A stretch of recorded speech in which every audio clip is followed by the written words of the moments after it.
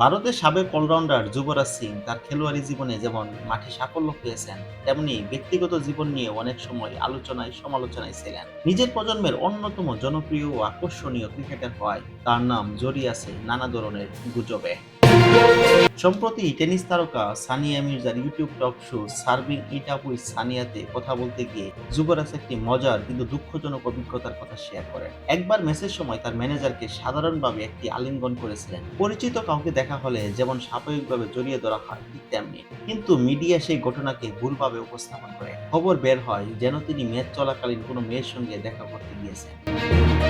ক্রিকেটারদের জীবনে মিথ্যা গুজব নতুন কিছু নয়, শুধু পাঠক সংখ্যা বাড়ানোর জন্য মিডিয়া অনেক সময় ছোট বিষয়কে বড় করে দেখায় এবং অপ্রয়োজনীয় বিতর্ক তৈরি করে সমাজের মধ্যে। সেই নেতিবাচক খবরের চেয়ে ইতিবাচক ও অনুপ্রেরণামূলক গল্প বেশি প্রচার হওয়া উচিত বলে মন্তব্য করে বসেন যুবরাজ সিং। ২০০০ সালে আন্তর্জাতিক ক্রিকেটে পা রাখা যুবরাজ সিং ২০১৯ সালে খেলোয়াড়ী জীবনে ইতি টানেন।